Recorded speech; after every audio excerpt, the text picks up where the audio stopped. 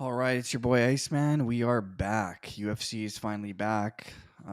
Little week break, and then these next few weeks are absolutely fire. It's going to be great card this weekend, and it's just going to climb and get better until that UFC 298 pay per view, which is crazy. Because I was just looking at the odds. I'm going to go to the Volkanovski Topuria fight. So if you guys see the odds here on the Volkanovski fight, minus 135 and plus 115 Ilya Taporia, almost even odds, which is absolutely crazy because before Volkanovski took the second Islam fight and he got knocked out, this fight was minus 215 Volkanovski. Then all of a sudden he takes the fight on 6 days notice, gets KO'd, right? On 6 days notice, and now all of a sudden it's even odds. It's like this recency bias. Everyone's counting out Volkanovski because he just got knocked out, or it's crazy, man. Volkanovski is an absolute savage, and he's such a good fighter. The fact that they dropped the odds by that much just because Islam Makhachev, the probably the number one pound for pound fighter in the world, he knocked you out, and then these odds just changed drastically. These odds makers, they better be careful because I'll tell you right now, if Alex Volkanovski, even odds, like if this fight was minus 250, then yeah, I would say, hey, Ilya Taporia is probably a better bet. Volkanovski's a big favorite, blah, blah, blah. But dude, even odds, Volkanovski, you're counting this guy out at 145. He has never lost at 145 in the UFC. He just lost moving up in weight against a guy some people thought he won the first fight against. Man, he took the fight on 6 days notice. Man, do not count out Volkanovski, bro. That is crazy. I might have to slam that bet. I suggest if you guys are feeling Volk, take him earlier than later because you only got to wait 2-3 weeks. Do it because I'll tell you right now, that minus 130 will probably change. He's going to go up to minus 160, 170. Mark my words on that because that's crazy, man. Ilya Taporia is a savage, don't get me wrong, but he has never fought anyone like an Alexander Volkanovski. And Alexander Volkanovski's been in there with everybody, and he's going to be mad and hungry, man. Coming off a loss, he's going to be extremely mad. Um, yeah, man, that's wild. Even this fight, Roman Dolidze plus 140 against Nasruddin Imavov, who, don't get me wrong, both these guys are very evenly matched. But the fact that they're counting out Roman Dolidze plus 140, what am I missing here? I thought when I seen these two, not even looking at the odds, I'm like, dude, I think Dolidze wins this fight. Dolidze's got great striking, great ground game, man. His grappling's insane, dude. What he did to Jack Hermanson, dude, crazy. And even against the Marvin Vittori fight, you know, some people were saying, "Hey, I thought Dolidze may have won." Some people were like, "Oh, I thought Marvin won." Either way, Roman Dolidze's got some pretty big wins. Destroyed Phil Hawes, destroyed Kyle Dawkins, um, destroyed Jack Hermanson. I know he has that one loss against Trevin Giles a few years ago, and that's probably the worst loss on his record because I'll tell you right now, if he fought Trevin Giles this weekend, he would be a huge favorite going into that Trevin Giles fight. And I believe, don't quote me on this, but I believe that fight was a short notice fight. And just ever since then, man, he has been looking so good, man. Roman Dolidze, he has been very impressive. One of the worst nicknames, though, the Caucasian. Um, yeah, maybe that means something different where he's from. He's born in Georgia, but I believe he lives in fighting out of Ukraine. I believe Odessa, Ukraine. Yeah. I mean, Imavov's a savage. Don't get me wrong, but Imavov's got some wins where I'm like, okay, and then he's got some losses where, he lost to Phil Hawes. And I know MMA math doesn't make sense, but you know, Roma Dolidze completely destroyed Phil Hawes. So his last fight was a no contest. It was a clash of heads against Chris Curtis. But then before that, he lost to Sean Strickland, former champ. No shame losing to Sean Strickland. Then he had that fight matched up with Ikram Iskralov, the guy who Hamzat knocked out with that uppercut. And then something happened. It was an injury. I believe Ikram pulled out, and now he's facing Dolidze in a main event, which is, that's pretty impressive for Imavov. That's a big jump up, getting a main event. So, good for him. But I think I'm going to go with Roman Dolidze on this one. And I believe these odds will change as well. They are plus 140 last time I checked. I've even seen some sites plus 145, but I do think some money is going to be going Dolidze's way, and he's probably going to go 2 down, maybe a plus 120, which is still a pretty good bet. I got Dolidze on that one. I don't know about the odds makers, but what do they know that I don't? They do have access to information that us, regular folks do not have. But yeah, so co-main event, Renato Moicano taking on Drew Dober. Great fight, actually. Renato Moicano, he's a guy, when he's on, he's on. He's had some losses where it's like, oh man, did you really just get destroyed that quickly? Fiziev knocked him out in the first round. Chan Sung Jung destroyed him in the first minute. But even that Dos Anjos fight, he fought like a 50-year-old Rafael Dos Anjos, and Dos Anjos just out-grappled him. Right? But I don't think Drew Dober's looking to grapple. Drew Dober likes to bang. And they have a similar opponent in Brad Riddell. I know MMA math, like I said, it doesn't completely add up correctly, but you have to look at similar opponents, right? Because, that's all sometimes you can do other than, watching them train. But, both guys are absolute professionals. Brad Riddell, he's coming off, the 3 straight losses. Okay, the last one was to Moicano, whatever. But before his 3 straight losses, he has a win over Drew Dober, a unanimous decision victory over Drew Dober. And, Drew Dober in his last 4 fights, I think, or 5 fights, he's only got 1 loss to, Matt Frevola, where Matt Frevola KO'd him, the steamroller. Has a loss to Islam Makhachev. No shame losing to, the best guy in the world. But that Brad Riddell fight, I'm looking at, I'm like, because Renato Moicano dealt with Brad Riddell. And I do think Moicano, like, he's fighting the better competition. Like, yeah, Drew Dober's got some decent wins, like over Bobby Green, Terrence McKinney, Nasrat Hakparast. What's the other guy? Rafael Alves. Those are pretty decent wins. But the thing is, Renato Moicano, he's just been in there with better dudes, more experience, right? Been in there with the Fizievs, the Dos Anjoses, been in there with, the Jose Aldos of the world. Calvin Cater, has a win over Calvin Cater. He's been in there with, Brian T. City Ortega and, Jeremy Stevens and Zubaira Tukugov. He's got some big wins, man. So I'm leaning towards Moicano, but man, sometimes Moicano, when he's off, especially if he gets caught early. But I think he is probably going to get it done, and he's a lot more well-rounded. If this fight does go to the ground, he does have the jiu-jitsu advantage over Drew Dober. So I'm slightly leaning towards Renato Moicano. But that being said, Drew Dober's a dog, and that guy has knockout power. Up next, Randy Brown taking on Muslim Salikhov. So Muslim Salikhov, he's like the very good striker when he first came into the UFC, and now he's getting a little older. Almost 40 years old, 39, I believe. And when he was he came back from his injury and fought Li Jingliang, and was doing good, and then he got caught, and he just hasn't been the same since he's came back from that. I believe it was a knee injury.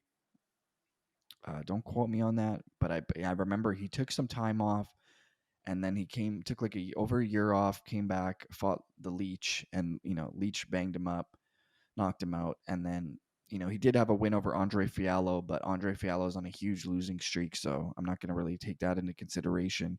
And then his last fight, he fought Nicholas Dalby, and Nicholas Dalby, man, that guy's on a roll right now, man. He's on like a 4 or 5 fight win streak, so. And the rude boy, Randy Brown, super tall for that division. I remember when he fought Chaos Williams. A lot of people thought Chaos may have won. A lot of people thought it was Randy. It was a close fight, split decision, but it showed.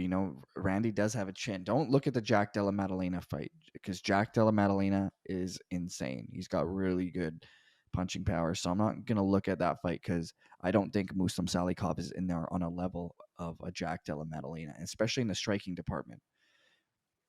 And even with his little kung fu background, I don't know. I think Randy Brown is going to be the better striker out of the two, and I think Randy Brown is going to probably take the decision victory in this one.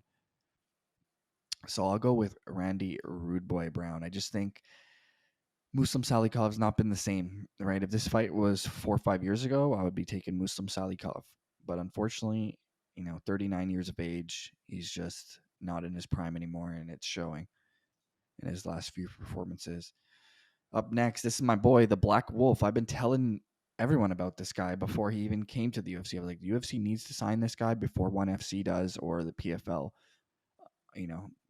Thing is, they don't want to sign too many of these undefeated Russians because they want, it's just going to be Russian central. So I think they just want the best guys out of that.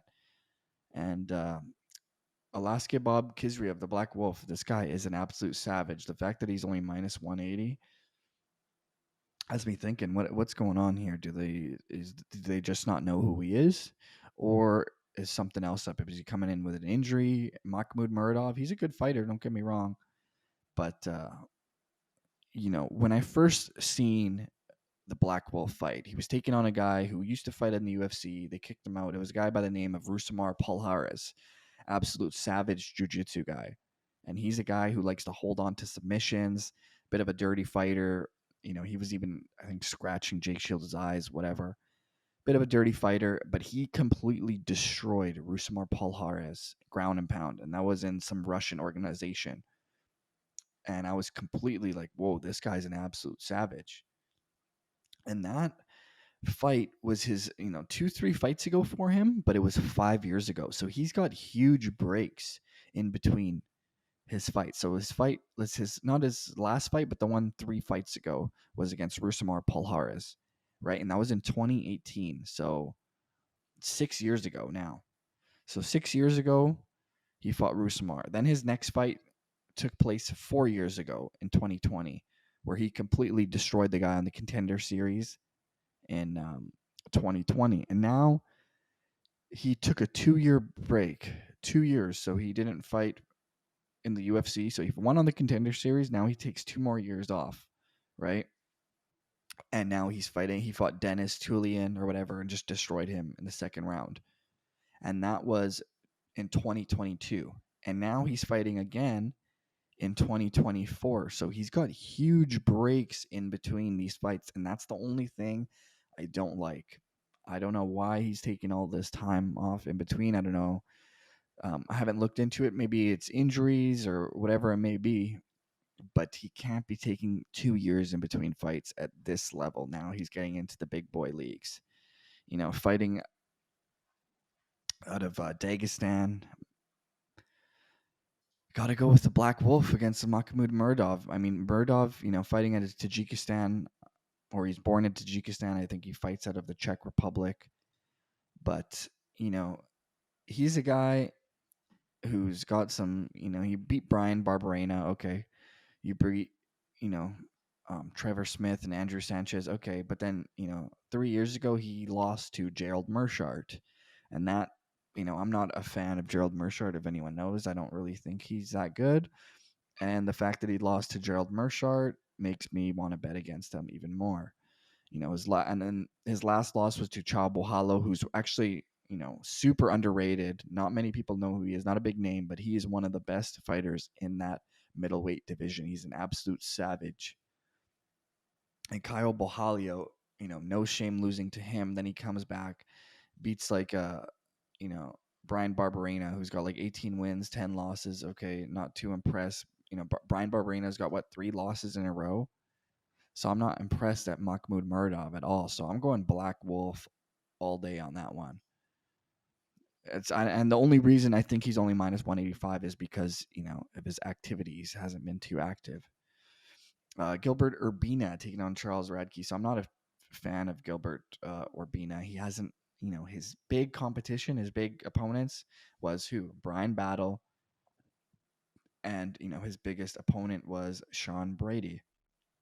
Both guys were undefeated at the time, and he came up short on both of those. So he hasn't really beat any big names. I mean, he's got a win over Angelo Trevino. Okay.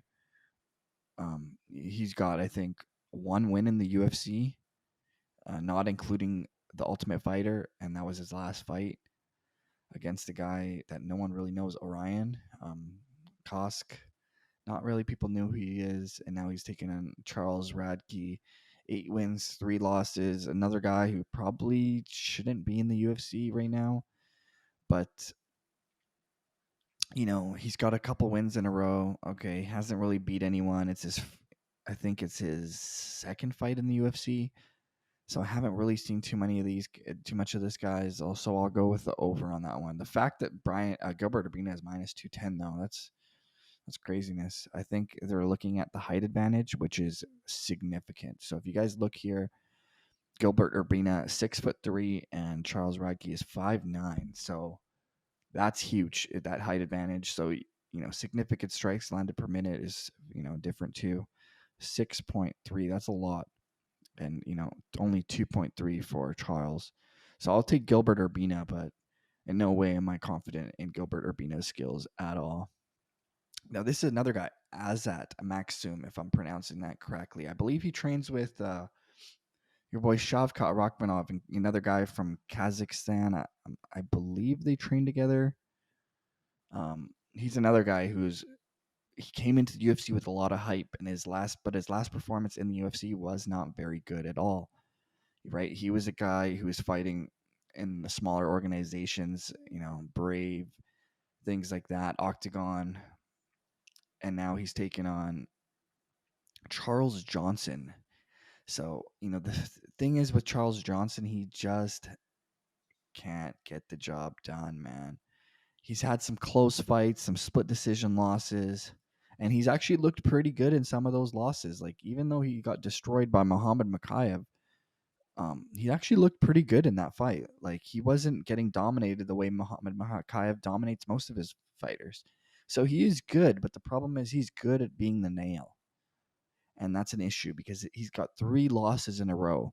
And who does the UFC want to win? They want this undefeated Kazakhstan kid. 17-0. That's crazy, bro. 17-0. You don't see many people in MMA with a 17-0 record, It's unheard of. There's a few guys who's got it.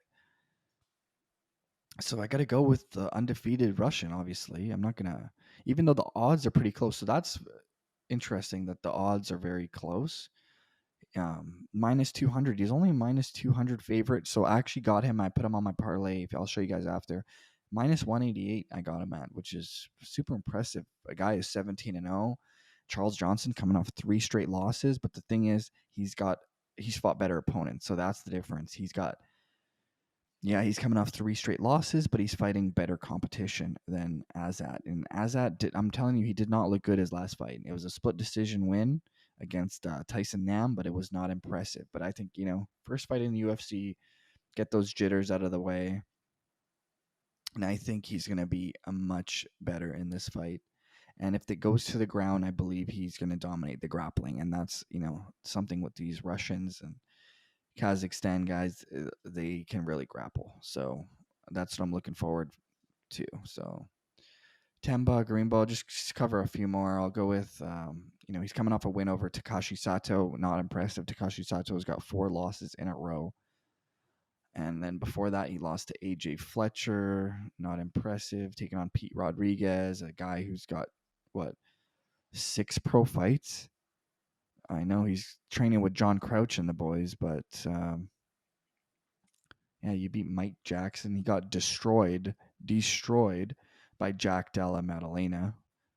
And now taking on Temba. Yeah, I'll go with Temba, but, not impressed by either of those. But you got to go with just the experience, right? This guy's got, 15 pro fights, and this guy's only got 6. That's a big difference, man. So Blake Wilder, El Animal, he was pretty flawless in his amateur career. Got a great amateur record, 6-0. Went to the pros and came off, racking off 7 wins in a row, but just didn't fight high level competition. And then he fought Kyle Nelson, who, not the greatest fighter. He's got like 15 wins, 5 losses, and like not impressive at all. And Kyle Nelson, beat him up pretty good, won a unanimous decision. Now he's taking on the Korean Tiger, and the Korean Tiger, on the other hand, has been on a roll. He's got some good wins, 7 wins in a row, but who is he fighting? Right? He's had one fight in the UFC, or yeah, one fight in the UFC, and it was a split decision win. I don't know about some of these Koreans, because the competition level in Asia is not the same as you're going to get in North America in mixed martial arts. Yeah, if we're doing, Muay Thai, sure, that's a different story, but this is not Muay Thai. So I'm going to go with Blake on this one. I'll go with the underdog, Blake Bilder, if I'm pronouncing that correctly. So this is the next one. I'll cover Landon Quinones. I was actually pretty impressed with Landon Quinones because he did lose his last fight, but I was pretty impressed with him. The fact that Nasrat Hakparas is the real deal, right? And the thing with Landon Quinones, he got a great experience being on that Ultimate Fighter show. Yeah, he lost in the first round or whatever it was to Jason Knight. No big deal. Jason Knight, super experienced, much more experienced than Landon was at the time. Landon only had like 6 or 7 pro fights at the time. Fought Jason Knight, who's had like 30 pro fights. Like, he's up there.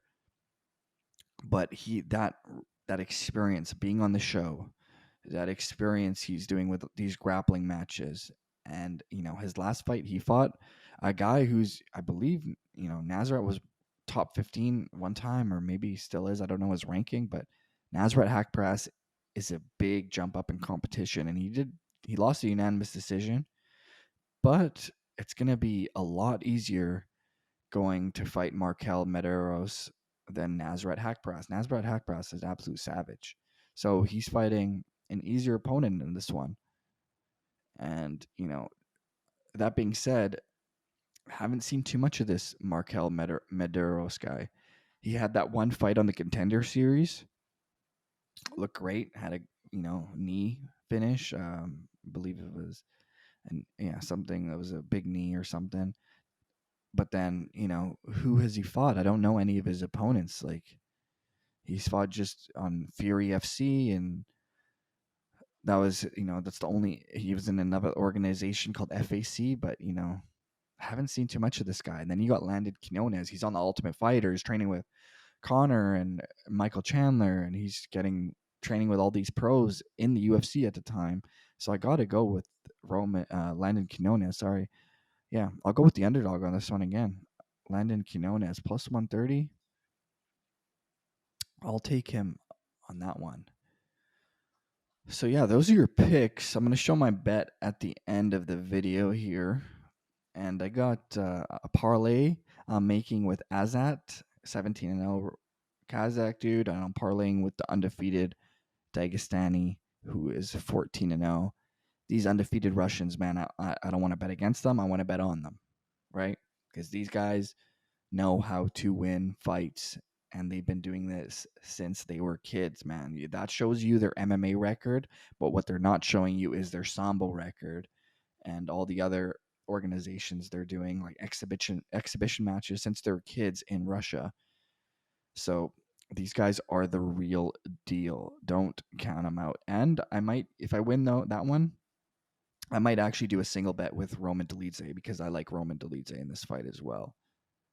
I think he can beat Nasruddin Imavov, even though Nasruddin Imavov is a very good striker, has a great ground game himself.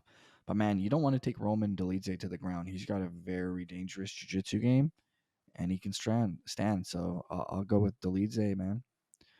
And those are your picks. If you guys need a place to bet, BetUS, promo code Iceman. You already know, and I can't wait for these next few UFCs coming up. Hopefully they announce that UFC 300 card. Interesting to see who is going to be the main event. Who do you guys think is going to be the main event? Because I've asked 20 people that question and I got 20 different answers. So I'm curious what you guys think. Who is going to be on that? Is it going to be John Jones? Is he going to come back? I don't know. I don't know, but it better be big. And yeah, out.